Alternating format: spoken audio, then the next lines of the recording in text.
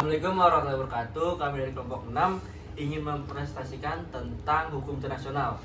Nah, saya sendiri bernama Muhammad Barafaya, di samping saya ada Firmanuddin Kamil. Dan saya Fadli Maulana. Saya Geni Surya Mentari. Saya Ramadhani Bima Nugroho. Saya Malia Maliana. ini teman saya ingin mempresentasikan tentang sejarah hukum internasional, yaitu Fadli. Sejarah hukum internasional, menurut Mohtar Kussumaja, bahwa untuk meyakini adanya hukum internasional, maka harus ada pula masyarakat internasional sebagai landasan sosiologis. Pada bagian lain dikemukakan bahwa hukum internasional dalam arti luas, termasuk hukum bangsa-bangsa, maka sejarah hukum internasional itu telah berusia tua. Tetapi bila hukum internasional diartikan sebagai perangkat hukum yang mengatur hubungan antar negara, maka sejarah hukum internasional itu baru berusia ratusan tahun. Kussumaja, Mohtar, dan Eti 2003.25. Sejarah perkembangan hukum internasional dalam pembahasan ini akan dimulai dari masa klasik, yaitu masa India kuno, Mesir kuno, Cina kuno, Yunani kuno, Romawi kuno, kemudian pada masa abad pertengahan yaitu abad 15 dan 16. Maka hukum internasional modern yaitu pada abad 17, abad 18, abad 19, abad 20, dan hingga dewasa ini. Dalam penulisan makalah ini menggunakan metode yuridis normatif dengan pendekatan sejarah. Ada definisi hukum internasional yang dijelaskan oleh teman saya, itu Genis. Definisi hukum internasional ada secara umum merangkum dari beberapa literatur yang ada. Hukum internasional adalah hukum yang terdiri dari prinsip dan kaidah yang telah disepakati bersama, ditaati dan mengikat, yang mengatur perilaku dan hubungan terhadap negara-negara satu sama lainnya. Kaidah tersebut meliputi kaidah yang berkaitan dengan fungsi lembaga atau organisasi internasional serta bagaimana mereka berhubungan menjalankan hak dan kewajiban dengan suatu negara ataupun lembaga internasional lainnya. Secara doktrin, terdapat beberapa ahli yang mendefinisikan hukum internasional sebagai berikut. 1. Mohtar Kussumaja. Keseluruhan kaidah dan asas hukum yang mengatur hubungan atau persoalan yang melintas batas negara atau hubungan internasional yang bukan bersifat perdata. Keseluruhan kaidah dan asas yang mengatur hubungan atau persoalan yang melintasi batas negara atau negara dengan negara dan negara dengan subjek hukum lain yang bukan negara satu sama lain. Yang kedua ada Rebecca Wallace, penulis buku atau International Law. Rules and norms with regulation the conduct of states and other entities which at night time are recognized as being endowed with international personality, for example, international organizations and individuals in her relation with each other. Yang ketiga ada American Law Institute. The conduct of states and of international organizations and with their relation intersea well as some of their relation with person, whether natural personal, tindakan negara-negara dan organisasi internasional, serta hubungan-hubungan mereka sedemikian pula hubungan-hubungan mereka dengan orang-orang maupun badan hukum. Hukum internasional terbagi menjadi dua, yaitu ada hukum perdata dan hukum publik. Hukum perdata internasional adalah hukum internasional yang mengatur hubungan hukum antar warga negara di satu negara dengan warga negara lain dari negara lain, atau hukum antar negara, antar bangsa. Hukum publik internasional adalah hukum internasional yang mengatur negara yang satu dengan lainnya dalam hubungan internasional atau hukum antar negara. Hukum internasional pada umumnya. Pengertian hukum internasional, Charles Cheney Hyde. Hukum internasional adalah sekumpulan hukum yang terdiri dari prinsip-prinsip dan peraturan yang mengatur tentang perilaku yang harus ditaati oleh negara-negara. Dan oleh karena itu juga harus ditaati dalam hubungan antar mereka, serta mencakup organisasi internasional, hubungan antar organisasi internasional satu dengan yang lainnya, atau antar organisasi internasional dengan negara, atau negara-negara, dan hubungan antar organisasi internasional dengan individu atau individu-individu. Mokhtar Kusuma Atmajaya. Hukum internasional adalah keseluruhan kaidah-kaidah dan asas-asas hukum yang mengatur hubungan atau persoalan yang melintas batas negara, antara negara dengan negara serta negara dengan subjek hukum lain bukan negara. Selanjutnya dijelaskan oleh Amel tentang sumber-sumber hukum internasional. Di sini saya akan menjelaskan sumber-sumber hukum internasional.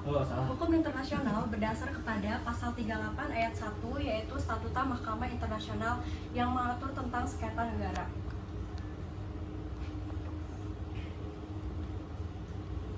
Sumber hukum internasional terdapat dua macam, yaitu sumber hukum dalam arti formil dan material. Sumber hukum dalam arti formil adalah sumber yang dapat menemukan ketentuan hukum internasional.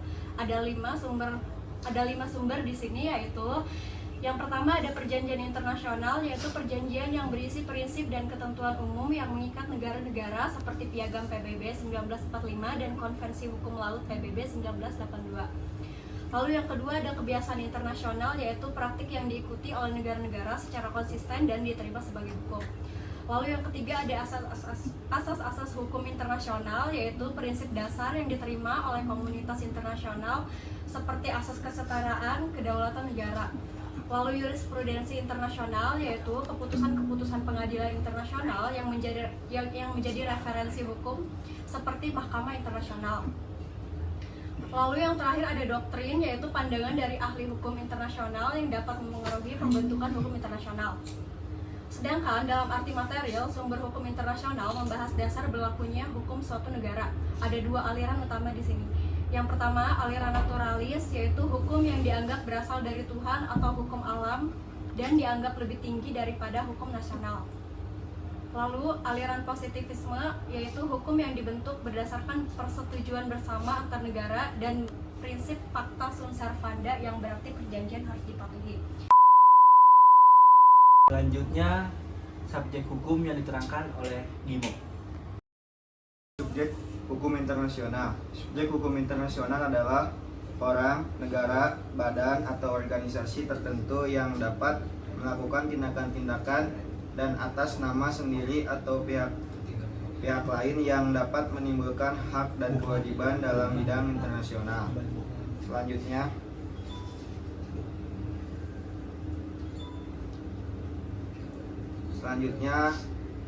A. Subjek hukum pada umumnya. Subjek hukum adalah pendukung hak dan pemikul kewajiban. Yang pertama, individu, naturalist person, orang atau individu yang karena sifat alamiah dan sosialnya. Yang kedua, badan hukum atau legal person, suatu badan atau lembaga yang sengaja dibuat atau didirikan untuk suatu tujuan tertentu. Selanjutnya yang B, subjek hukum internasional. Yang pertama, negara. Yang kedua, organisasi publik internasional. Yang ketiga, international no government organization. Yang keempat, individu atau natural person. Yang kelima, perusahaan transnasional. Yang keenam, ICRC atau International Committee on the Red Cross. Yang ketujuh, organisasi pembebasan atau bangsa yang memperjuangkan haknya atau nation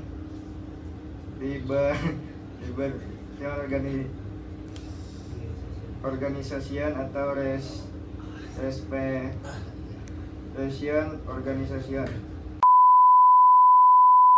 materi terakhir disampaikan Firman Udin Kamil, yaitu asas-asas hukum internasional. Asas-asas hukum internasional. Asas-asas hukum internasional terbagi menjadi 3, yaitu asas teritorial, asas kebangsaan, asas kepentingan umum. Yang pertama, asas teritorial. Menurut asas ini, negara melaksanakan hukum bagi semua orang dan semua barang yang ada di wilayahnya. Sedangkan terhadap semua barang atau orang yang berada di luar wilayah tersebut, berlaku hukum asing internasional sepenuhnya. Yang kedua, asas kebangsaan. Asas ini berdasarkan pada kekuasaan negara untuk warga negaranya. Menurut asas ini, setiap negara dimanapun juga dia berada tetap mendapatkan perlakuan hukum dari negaranya. Asas ini mempunyai kekuatan eksteritorial, artinya hukum negara tersebut tetap berlaku juga bagi warga negaranya, walaupun ia berada di negara lain. Yang ketiga, asas kepentingan umum. Asas ini berdasarkan pada wewenang negara untuk melindungi dan mengatur kepentingan dalam kehidupan masyarakat. Negara ini dapat menyesuaikan diri dengan semua keadaan dan peristiwa yang berkaitan dengan kepentingan umum. Jadi, hukum tidak terikat pada batas wilayah suatu negara. Sekian dari kelompok kami, kurang lebih mohon maaf. Assalamualaikum warahmatullahi wabarakatuh.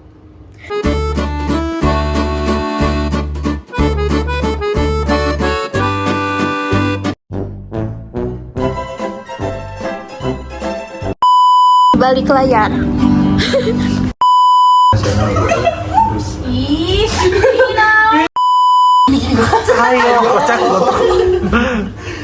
Apa tadi? negara dan tindakan organisasi internasional. Sekian dari kelompok kami.